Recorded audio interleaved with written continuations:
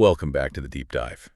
Today, we're going somewhere that, frankly, usually belongs in the pages of an Indiana Jones script. Or maybe a Dan Brown novel. Exactly. We aren't looking at a dusty manuscript or a broken piece of pottery. We are heading to a specific temple in Galle, Sri Lanka, the Polkadawila Viharaya. And we're not even really looking at the temple itself, we're looking up. At the ceiling. Specifically at a wall painting. One that I imagine most people would just walk right past. For sure. To the untrained eye, it's just beautiful, traditional Buddhist art. You know the style. Very serene, colorful. Lots of lotus flowers, that sort of thing. But as we dug into this massive stack of research you've brought, it turns out this painting is effectively a Trojan horse. That is the perfect way to describe it. It's a time capsule. It's a technical schematic hiding in plain sight. And what is it a schematic of? It's what's known as a Rashi chakra. In plain English, that's an astrological birth chart. Okay, a birth chart. That's interesting, but... But here's the hook. And this is the mystery that defines this entire deep dive. This chart is traditionally said to belong to the Buddha.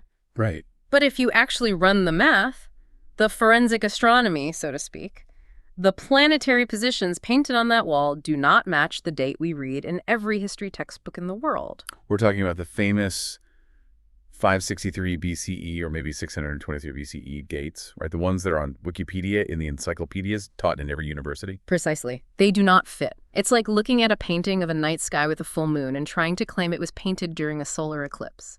The astronomy simply contradicts the accepted history. So it's not just a little off, like a few degrees. No. The stars are in the wrong places. Completely. Yeah. Okay, so today we're doing something a little different. We aren't just reciting history, we're going to test it. We're going to treat this wall painting like crime scene evidence. We're going to use forensic astronomy to reverse engineer the actual birth date of the historical Buddha based on the data hidden in this art. And the date that comes out of the map, it's not in the 6th century BCE. No, it is not. It points to something much, much older, a date that supports what is called the Hela perspective. The Hela perspective. Can you break that down for us? It's the theory that the Buddha was part of a civilization in Sri Lanka, or Hela deep in antiquity. We're talking about a timeline that includes some pretty radical claims. Like what? A 120-year lifespan, a 13-year reign as a warrior king, and a birth date in 953 BCE. 953 BCE. That's hundreds and hundreds of years earlier than the accepted timeline. That pushes the whole story back into a completely different era of human history. It changes everything. Okay, let's unpack this. We have a lot of sources here. Visual decoding of the temple painting, some very complex Vedic astrological calculations, Rashi, Navamsaka, divisional charts.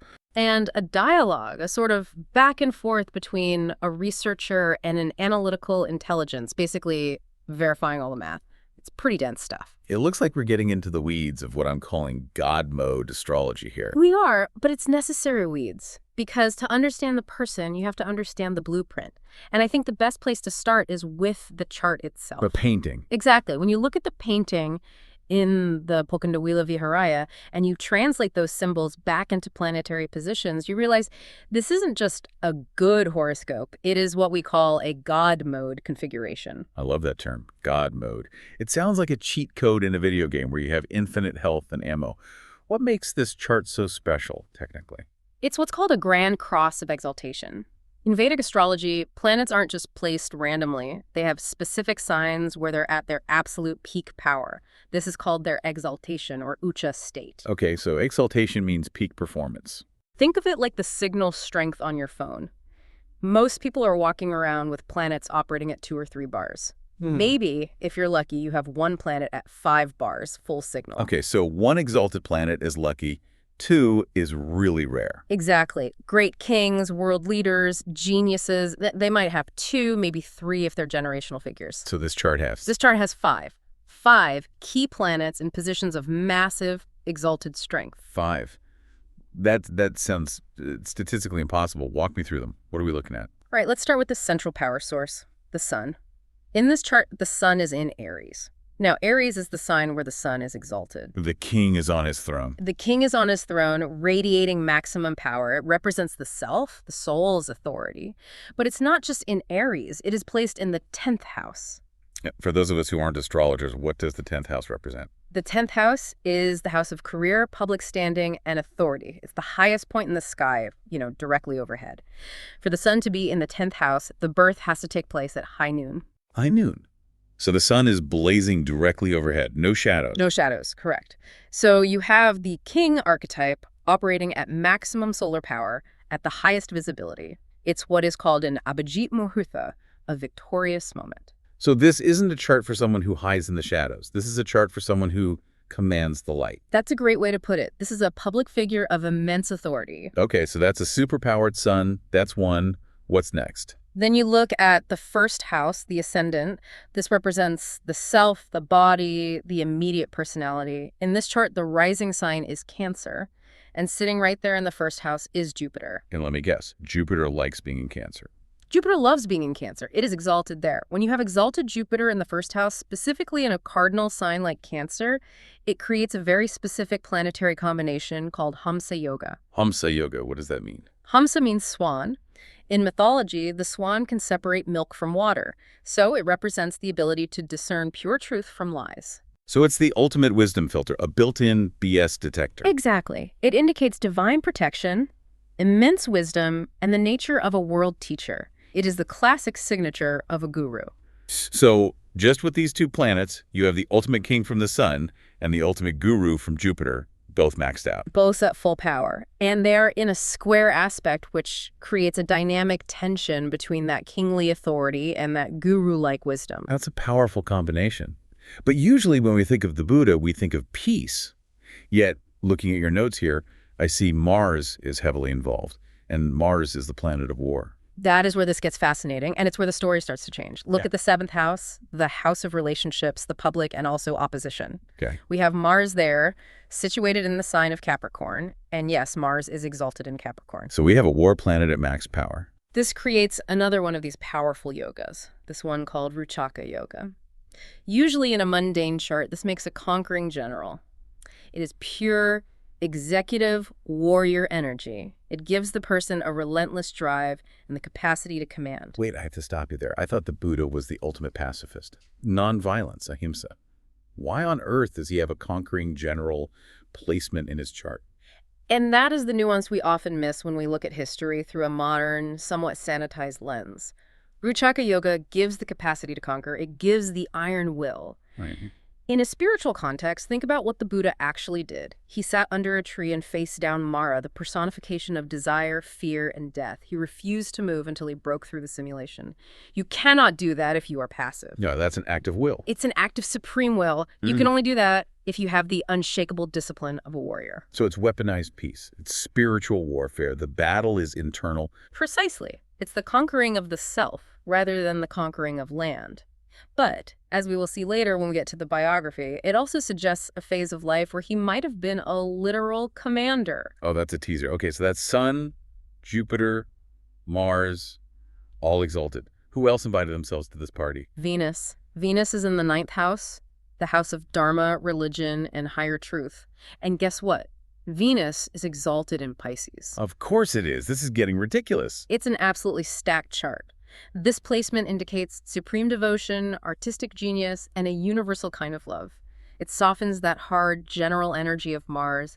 It adds the layer of compassionate spirituality. So that's why his teachings weren't just a dry list of rules. They were poetic. They were beautiful. It gives the velvet to the iron. Iron velvet. I like that. Okay, and the 5th one. You mentioned this one is the key to the whole mystery. Saturn. This is the clincher. Saturn is in the 8th house, in the sign of Aquarius.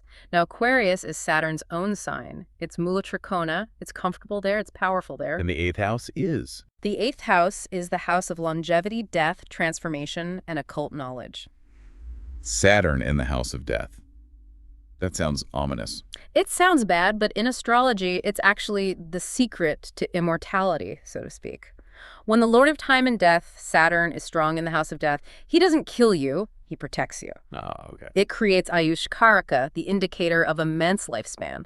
This is the structural beam that holds the whole chart together and allows this person to live a very, very long life. So statistically, what are the odds of this? I mean, planets move at different speeds. Jupiter's fast, Saturn's slow. What are the chances of all of these planets being in these specific signs at the exact same moment? Astronomically. It is incredibly rare. We are talking about a configuration that might happen once in thousands of years. Just finding a time where Jupiter is in Cancer and Saturn is in Aquarius simultaneously is the cryptographic key. Why that combination specifically? Because they have such different orbital periods, Jupiter takes about 12 years to go around the sun, Saturn takes about 30. Getting them to lock into those specific signs at the same time is difficult. Right. Getting them to do it while the sun is in Aries and Mars is in Capricorn, it's a black swan event, an astronomical alignment of immense power and rarity. And this brings us to what you call the physics of the chart. You mentioned that the sun is in Aries. And the moon is in Libra, correct. If the sun is in the first sign of the zodiac, Aries, and the moon is in the seventh sign from it, Libra, they are exactly 180 degrees apart in the sky. And when the sun and moon are opposite? It's a full moon, a Purnima. This aligns perfectly with the tradition of Vesak Purnima, that the Buddha was born, enlightened, and died on a full moon in May. So the internal physics of the painting are consistent. Sun in the 10th house means it's noon. Sun opposite the moon means it's a full moon. The chart holds water. It's a valid snapshot of the sky. It is a valid snapshot. The question is, from what year? Exactly. So the painting is a valid snapshot. But here is the problem. If you take the year 563 BCE, the date printed in every textbook, and you look at the sky, surely the stars must be somewhat close. They aren't even close. They don't match at all. Really? Not even a little? Not even a little bit. In 563 BCE, Jupiter was likely in Virgo or Libra. Saturn was likely in Cancer. They were in what's called a 68 relationship, known as Shastashtaka. What does that mean? It's a position of conflict, of friction, of disease. It completely contradicts the God mode harmony, the grand cross of exaltation that we see in the temple painting. It's the opposite energy. So if 563 BCE is out and 623 BCE is out, why do we use them? Where did those dates even come from? That is a massive historical debate involving something called the corrected long chronology versus the short chronology, which we could do a whole other deep dive on. Give us the short version. The short answer is, Western historians in the 19th century made a best guess based on limited texts and king lists that might have been edited or misinterpreted. But if we trust the painting, if we trust this time capsule left by the Hela astronomers who might have had better or older records, we have to find a date that actually fits the stars. And that search takes us back. Way back. To 953 BCE. To 953 BCE. When we scan the astronomical ephemeris, essentially the timetable of the solar system, for a 3,000-year window, there are very few candidates that fit that Jupiter in Cancer plus Saturn in Aquarius lock. There are others, though. There are a few. There's a candidate around 607 BCE, another around 547 BCE, but they have flaws. The degrees are off, the sun isn't quite exalted, other things don't line up. But the perfect frequency match, the one where the degrees align, where the sun is exalted, where the moon is full in Libra, is May 12, 953 BCE. May 12, 953 BCE. That is incredibly specific. And the location matters too, right? You mentioned zero shadow earlier. No. Yes. This is why the Hela, or Sri Lankan birth theory, is so compelling here. The scriptures describe the birth as a miraculous event where all shadows vanish. Right, which sounds like poetry. You can take it as poetic metaphor, or you can take it as astronomical data. And we are taking it as data today. If it's data, it implies a zero shadow day. This is a real astronomical phenomenon. It happens when the sun is directly overhead at a 90-degree angle. In Kandy, Sri Lanka, which is near the equator, this happens twice a year. One of those times is in May. So at noon in May, in Kandy, you have zero shadow. You have zero shadow. The conditions are met. But what about the traditional birthplace, Lumbini in Nepal? Lumbini is at roughly 27 degrees north latitude. Because of the tilt of the Earth, the sun never goes directly overhead there. Even at noon in the middle of summer, there is always a shadow. The zero shadow phenomenon is physically impossible in Nepal. Wow. It is only possible in the tropical latitudes between the Tropic of Cancer and the Tropic of Capricorn, like Sri Lanka. That is wild. So the painting is essentially a GPS coordinate and a timestamp combined. It says time, May 953 BCE, location, tropics. Precisely. And it gives us more than just a date. It gives us the nakshatra, or birth star. Based on the moon's position in Libra in this chart, the birth star is Vishaka, specifically the second pada, or second quarter. Vishaka. Does that name have a meaning? It does. Vishaka is known as the star of purpose. Its symbol is a triumphal archway. It represents a split path, the choice between worldly power and spiritual power, and the ultimate success after a struggle. It's about fiery determination. That fits the profile of the Buddha perfectly, the choice between being a king and being a sage. It's literally the core theme of his life, encoded in his birth star. So we have a new date, 953 BCE. This places the Buddha in deep antiquity, way before the Mauryan Empire, aligning him with what the sources call the Mahasamada lineage of kings. This is rewriting history. It is, and if we accept this date, we have to rewrite his biography too, because the chart tells a story that is very different from the Prince locked in a palace narrative we usually hear. The Hela timeline paints a much more robust, and I think, a much more realistic picture. Let's get into that. The first big shocker for me in this research was the lifespan. Mainstream history says he died or attained parinirvana at 80 years old. You're saying 120. The astrology practically screams 120. We already mentioned Saturn in the 8th house in the main chart, the D1, which gives a predisposition to longevity. Right, the Lord of Death, protecting the House of Death. Exactly. But in Vedic astrology, we verify everything with the D9 chart, the Navamsaka. The D1 chart is like the tree, what everyone sees. The D9 is the fruit of that tree. It's the inner reality, the soul's potential. The X-ray, kind of. And what does the X-ray show? In the D9 chart for this date, Saturn, the planet of longevity, becomes exalted in Libra. So Saturn is strong in the body chart, and then becomes super strong, exalted in the soul chart. Exactly. It's a double lock. When the planet of life force, the Ayushkaraka, is this powerful across both charts, it grants what is called Chiranjeevi level longevity. Meaning? Essentially immortal-like. 80 years would actually be an underachievement for this chart. It would be like a Ferrari engine dying at 30 miles per hour. A 120-year lifespan fits the planetary voltage much, much better. So if he was born in 953 BCE, that puts his parinirvana around 833 BCE. Roughly, yes. That's credible, but it challenges our biological assumptions. One of the biggest implications of this 953 BCE chart is the lifespan. This is a major point of contention. Huge one. Standard history says he died at 80. Which is a respectable age, but human. Very human. Right. The story is he eats some spoiled food, he gets dysentery, and he passes away. The Hela tradition, which is supported by this chart, claims he lived to be 120. Which, you have to admit, sounds mythological. It sounds like one of the biblical patriarchs living for centuries. It feels like a devotional exaggeration. It does sound mythological, until you look at the Saturn placement in detail. We have to get a bit technical about Saturn for a moment. Go for it. Saturn is the Ayushkaraka. That's the Sanskrit term for the governor of longevity. It's the planet that dictates the length of life. In the 953 BCE chart, Saturn is in the 8th house. And the 8th house is the house of death. That sounds bad. It sounds bad, but it's also the house of lifespan. It's two sides in the same coin. Yep. So if you have a weak, afflicted planet there, you might die young. But here, Saturn is in the sign of Aquarius. Which it rules. It's in its own home. It is incredibly strong, incredibly stable. It's like having an indestructible fortress built on the very border of mortality. Okay, so a strong Saturn in the house of lifespan points to a long life. A very long life. But there's more. The notes mention a double lock. Right. What's that? This is where the researchers went deeper, into the divisional charts, specifically the D9 chart, which is called the Navamsaka. And what does that show? So you can think of the main chart, the D1, as the physical body. The D9 chart is like the internal organs or even the soul's blueprint. It shows the inner reality. The fruit of the tree. That's a great way to put it. So in the D9 chart for this 903 BCE time, Saturn becomes exalted. It gets even stronger. So it's strong in the body and superpowered in the soul. Precisely. You have Saturn strong in its own sign in the main chart and then exalted at its peak power in the soul chart. This creates a rare combination called Chiranjeevi Yoga. Which means? Chiranjeevi means immortal, or at least extremely long-lived. It is a specific astrological signature for a lifespan that goes far beyond the normal human range. So from an astronomical or astrological perspective, a body with this engine, this configuration, shouldn't really stall out at 80. 80 would be premature engine failure for this chart.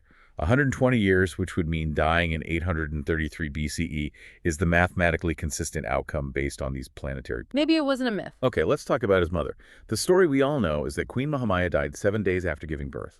It's always presented as this tragic, almost fated event. It's a core part of the lore. And that narrative has always been astrologically and karmically problematic. Think about it. The Buddha is supposed to be a being of supreme merit, of pure karma. Why would his birth carry the karmic debt of effectively killing his mother? It implies a heaviness that contradicts his purity. Right. It feels like a punishment or a bad omen. Exactly. But if we look at the chart specifically, we can go deeper into the D12 chart, or Dwadasamsa. This is the divisional chart that astronomers use to look at parents and lineage. Okay, the ancestral chart. In the 953 BCE chart, the fourth house, the house of the mother, is ruled by Saturn. Saturn, again, it keeps coming up. It feels like the main character of this story. It is the anchor. Yeah. And Saturn, as we keep seeing, is incredibly strong. A strong Saturn ruling the fourth house indicates a mother figure who is stern, high status, disciplined, and crucially long-lived. Long-lived, so she didn't die. The Hela tradition suggests she didn't. It identifies his mother as Prajapati Gautami. Now, in the mainstream story, Prajapati is the aunt who steps in to raise him after Muhammad dies. Right, the foster mother. But the Hela timeline argues that Prajapati was the biological mother. That is a massive twist. It is. It suggests the death at 7 days might be a symbolic death. Perhaps she entered a monastic life. Or perhaps she took on a new role. Or, and this is quite possible, it's a later fabrication added to the story to fit a tragic hero archetype that was popular. The chart itself simply shows a mother who persists, a matriarch who lived and protected him. That changes the whole psychological profile. He wasn't a motherless child. He was raised by a powerful matriarch. A powerful Saturnian matriarch, exactly. And speaking of power, let's look at the renunciation. The standard story is that he was a delicate prince, shielded from the world inside a palace, who then saw a sick man, an old man, and a dead man for the first time and just freaked out. The foresights. It's a great story. It's very dramatic. But is it true? Let me ask you this. Does a man with an exalted sun, the ultimate king, and an exalted Mars, the ultimate general, really act like a naive, sheltered boy who has never seen an old person? Probably not. That chart sounds like someone who is out in the world, making things happen, seeing reality for what it is. Exactly. And the Dasha system, the planetary timeline of his life, tells a very different story. He was born with a balance of about 10 years of his Jupiter Dasha. That's the golden child phase, the gifted, protected youth. Okay, that fits. But from age 10 to age 29, he was running his Saturn Mahadasha, a 19-year period. Saturn Dasha. For 19 years. That sounds heavy. It is. It's a period of responsibility, hard work, discipline, and facing reality. But remember, Saturn rules the house where that exalted Mars sits. Ah, right. Mars in Capricorn and Saturn rules Capricorn. In this system, Saturn acts as a delivery mechanism for Mars's energy. So the Saturn Dasha delivered Mars results. And what are Mars results? Administration, military command, kingship. So the 13 years of rule mentioned in the Hela tradition, that fits the Saturn Dasha. It fits perfectly. Yeah. It suggests that from his teenage years until 29, he wasn't just sitting around the palace, he was likely ruling. He was an iron-hand administrator, a warrior king. So he would have seen sickness, old age, and death all the time as part of his job. He would have been signing the orders. He experienced the weight of governance. He saw the suffering inherent in the system, not because he looked over a palace wall, but because he was the one in charge of the system. He saw the corruption. He saw the limits of political power. That reframes the renunciation completely. He didn't renounce because he was naive and scared. He renounced because he had conquered the material world and found it empty. Precisely. He renounced from a position of total power. I have won this game, and it's not worth playing. And notice the timing.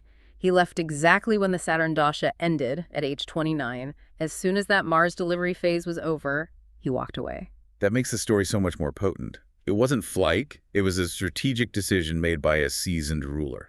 It was. And that brings us to the inner architecture. We've looked at the D1 chart, the physical body, the life events, but to really understand a Buddha, you have to look at the divisional charts. The D9, D10, D20. These are like the schematic layers of his consciousness. Okay, so break this down. Divisional charts. Is it like using a magnifying glass on the main chart? That's a great analogy. You're zooming in on specific areas of life. The D9, the Navamsaka, is the chart of the soul, of marriage, of your inner reality. You called it the fruit of the tree earlier. Right. The D1 is the tree, the D9 is the fruit. Yes. And in the 953 BCE chart, the sun is in Aries in the D1, and it is also in Aries in the D9. This is a very important condition called Vargatama. Vargatama. What does that mean for a personality? It means absolute alignment. He was exactly who he appeared to be. There was no mask. The public king persona and the private soul persona were both fiery, authoritative, and solar. It's the signature of a Chakravartin, a universal ruler. He didn't have imposter syndrome. What you see is what you get. To an ultimate degree. Now look at the moon, the mind. Okay. The moon moves from Libra in the D1 to exalted Taurus in the D9. It's beautiful. In the physical world, the D1, his mind, the moon, was in Libra balance, diplomatic, seeing all sides. That's the velvet we talked about. He could relate to people. Perfectly. But deep internally, in the D9, his emotional core was in Taurus, where the moon is exalted. That means it was fixed, stable, and blissful. So he presents as diplomatic and flexible, but inside he is immovable. Exactly. This explains the Buddha smile. No matter how much suffering he saw, no matter how chaotic the world was around him, his internal state was one of unshakable bliss. He had an exalted emotional anchor deep inside. That's incredible. Now let's look at the D20, the Vimsamsa. This is the chart of spiritual practice, and you say occult knowledge. This is where we see the hacker mentality. We don't usually associate the Buddha with the occult, but we should. The texts say he mastered all the siddhis, or supernatural powers. Right. In the D20 chart for this date, Rahu is in the first house. Rahu. Isn't Rahu the shadow planet, the chaotic one, the demon head, the bad guy? Yes. In conventional astrology, Rahu is often feared. It represents the outsider, the taboo breaker, the master of illusion and technology. Having Rahu in the first house of the spiritual chart suggests he was a Mahasiddha, an adept of esoteric practices. It means he didn't just follow the Vedic rulebook of his time. He hacked the system. He went off-piste. He went left-hand path. He explored it. He understood the nature of the dark. He understood Mara and the Yakshas, demons, by knowing their own magic. He conquered them not by hiding from them, but by understanding their source code. Rahu in the first house is the signature of a spiritual revolutionary who rejects the establishment, like the caste system, and creates a completely new technology for enlightenment. So he wasn't just a monk praying. He was a spiritual scientist dismantling the simulation from the inside. That's the Rahu and Aquarius energy. It's radical, futuristic innovation. And what about his career? The D10 chart. Even after enlightenment, he had a career as a teacher. The Dasamsaka, yes. Here, Mars is in the 7th house in the sign of Aries. Again, that commander energy shows up, even in his career as a spiritual leader. How so? He ran the Sangha, the monastic order, like a general. He established the Vinaya, a complex set of rules. He managed thousands of monks. He dealt with kings and patrons. He was decisive and authoritative. He wasn't a passive figure floating on a cloud. He was a CEO of a spiritual startup that went global. This is painting a picture of someone incredibly formidable. Iron velvet, as the notes say. Yes. Velvet on the outside, that diplomatic Libra moon, but pure iron on the inside, exalted Mars and Saturn, a justiciar. He gives you one chance for peace, but if you violate the Dharma, the law is enforced without hesitation. So we have a chart that fits the Hela timeline perfectly. It paints this incredibly detailed, consistent picture. But we need to stress test this. How do we know we're not just retrofitting the story to fit a cool-looking chart? Agreed. And the best stress test is the enlightenment itself. If this chart is real, the planetary transits at age 35 should scream enlightenment. Okay, so we fast forward from his birth in 953 BCE to roughly 990 BCE, when he's about 34 or 35. Yes. At this specific time, two massive planetary shifts happen. First, let's look at his Dasha. He started his Mercury Buddha Dasha at age 29, right after he left the palace. Mercury, the planet of intellect. Yes. Mercury is Buddha in Sanskrit. The intellect, analysis, the buddhi, the higher mind. So he enters a 17-year period focused on intellectual discovery. That's appropriate. But look at the transits, the real-time movement of the planets. At age 34-35, Jupiter transited into Pisces. For a Cancer ascendant, Pisces is the 9th house, the house of higher wisdom, guru, and dharma. And Jupiter is in its own sign there, making it incredibly powerful. So Jupiter is just downloading massive cosmic wisdom into his house of wisdom. It's a direct connection to the Akashic records, if you will. The channel is wide open for divine knowledge, but here's the kicker. At the exact same time, Saturn transits into Aries. Aries, that's where his natal sun is, his exalted sun. Correct. But here's the thing about Saturn. Saturn is debilitated in Aries. It is at its absolute weakest, and it feels harsh and uncomfortable, and it is crossing directly over his exalted sun. The planet of reality is crossing over his kingly ego. What does that do? It's the definition of ego death. Saturn, representing time, suffering, and hard reality, comes in and just pulverizes the sun, the eye maker, the king. And this happens at the exact moment that Jupiter wisdom is peaking. So the ego's destroyed at the exact moment the wisdom is downloaded. Exactly. It is the perfect astrological signature for anatta, the realization of no self. It's not just a metaphor. The stars literally acted out the process of enlightenment on his chart. That is literal. It's poetic physics. That's an incredible stress test. And there's another one, Devadatta. The rival, his cousin who tried to kill him and take over the Sangha. In the mainstream story, Devadatta is often portrayed as just a jealous, evil villain. But in this chart, we see exalted Mars in the 7th house, the house of opposition and open enemies. Right, the general. This predicts a rival who is strong, competent, and powerful, a warrior in his own right, not a weak, sniveling villain, a worthy adversary. And the conflict with him. When did that happen? It arises during the Mercury Dasha, the period of institutional organization. Devadatta was a Mars-Saturn figure all about rules, power, and asceticism. He was trying to replace the Buddha, a Jupiter figure all about wisdom and the middle path. He tried to take over the institution. And the Buddha's reaction? It fits the chart perfectly. Because he had that Libra moon, that perfect equanimity, he didn't fight back directly. He just let Devadatta's own ambition and karma collapse on itself. The chart predicts a structural rivalry, not just a petty personal one. It's amazing how consistent this is. I read in the notes that this theory even holds up to a blind test. Right. This is maybe the most compelling part. In our source material, there's an account of a researcher, let's call him Poisson for simplicity, who took the raw data of this chart. So Cancer ascendant, moon in Vishaka second pada, specific dasha balance. All of it. And he gave it to other astrologers without telling them who it was, no name attached. Just the math. Just the math. And what happened? The astrologers looked at the Saturn Dasha ending at 29 and the Saturn in the 8th, and immediately identified a massive life crisis or renunciation at that age. They saw the Grand Cross of Exaltation and said this person would be a world-changing leader. They predicted the biography without knowing the name. That is the Ihipasiko approach the Buddha himself taught. Exactly. Come see for yourself. Don't believe it because I say so. Verify the data, and the data holds up. Ihipasiko. I love that. It's the ultimate scientific attitude. Don't believe, verify. And that brings us to the personal connection mentioned in the sources. The researcher Poisson apparently shares a Vargatama Aquarius chart and a similar avatar rhythm, a life-changing shift from a Saturn Dasha to a Mercury Dasha. It's almost like he was astro-engineered to crack this specific code. A system cracker for a system cracker. In a way, yes. It takes a thief to catch a thief, or in this case, a cyber sage to decode the original sage. Aquarius is the sign of the researcher, the systems thinker, the humanitarian who looks at the future and the past to find the underlying truth of how things work. But the kicker is his Rahu. He has Rahu in his 9th house. The 9th house again, that's tradition, religion, history. And Rahu in the 9th is the signature of the iconoclast, the historical revisionist. It creates an eclipse effect on tradition. It means you were born with an innate distrust of the textbooks. You don't trust the priests. You don't trust the official story. You want to see the source code for yourself. So he's driven to. He's driven to hack history to find out what was deleted or overwritten. So real recognizes real. It took a Rahu-driven researcher to find the Rahu-driven Buddha. That's a great way of putting it. He was temperamentally suited to this mystery. He instinctively applied the Ihipasiko standard to history itself. Ihipasiko, that was the Buddha's famous catchphrase, wasn't it? It was his core teaching principle. It means come and see for yourself. Don't believe something just because of tradition.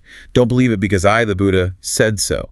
Don't believe it because it's written in a holy book. Test it. Test it. Analyze it. See if it works in your own experience.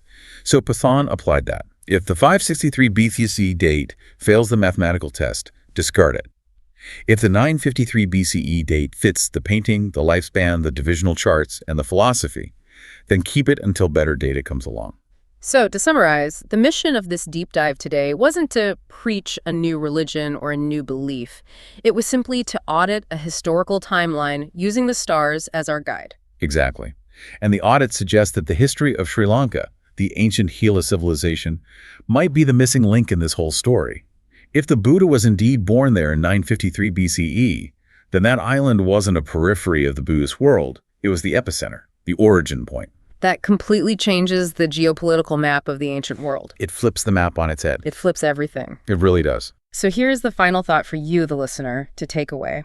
We've thrown a lot of planetary yogas and specific dates at you today, but just step back for a second.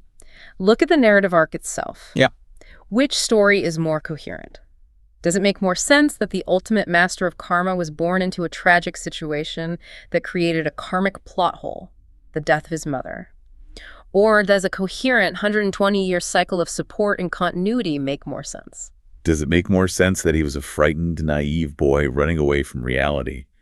Or a powerful warrior king who conquered reality first, understood its limits, and then transcended it? The Hela timeline offers a Buddha who is robust, logical, a figure of immense power who chose peace, not out of weakness, but as the ultimate expression of his strength. He removes the need for these hidden karmic debts and presents a life that is philosophically clean. So let's just try and recap this. It's a lot. We have a wall painting in Gali, Sri Lanka that acts as a time machine. A celestial schematic. It points to a date, May 12, 953 BCE, that completely rewrites Indian and Sri Lankan history, Pushing it back almost 400 years. It suggests a 120-year lifespan that challenges our biological assumptions about the era. Supported by a double-locked Saturn. And it gives us a psychological profile of a warrior king sage that feels much more real, much more gritty than the fairy tale of the sheltered prince. It creates a Buddha who is human but optimized. Not a god who pretended to be a man, but a man who pushed the limits of human potential, longevity, intellect, will to the absolute maximum. And the fact that this truth survived, I mean, that's maybe the craziest part of the story. That's the most beautiful part. It didn't survive in the official textbooks. Those were edited by kings and councils for political reasons. It survived in art. Hiding in plain sight. It survived because a painter in a temple in Ruhuna, which was historically the land of the rebels in Sri Lanka, decided to paint the actual stars on the ceiling, knowing that maybe 2,000 years later, someone might look up and do the math. It's the ultimate time capsule. It really is a message in a bottle, sent through time. So what does this all mean for us? For you, the listener, what's the takeaway? I think it challenges us to look for the bugs in the simulation of history. We accept dates, 563 BCE, 1776, whatever, as solid facts. But history is a narrative.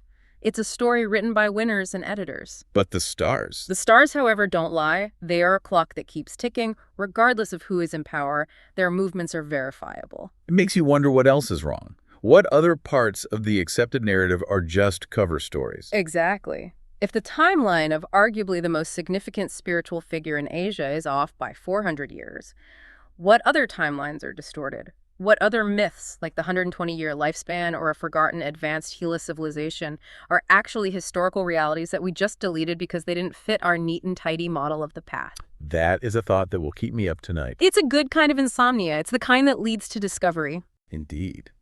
Well, that's our deep dive for today. We went from a temple ceiling in Gale to the deep antiquity of 953 BCE. We decoded the God mode chart and met a Buddha who was sharper, stronger, and more complex than we ever imagined. Just to share, an iron velvet. I like that. Iron velvet. For all of you listening, next time you walk into a temple or a museum or an old church, look up. You never know what kind of code is painted on the ceiling. Until next time, keep asking questions. And verify everything. Ihe Pasiko. Ihe Pasiko. See you in the next deep dive.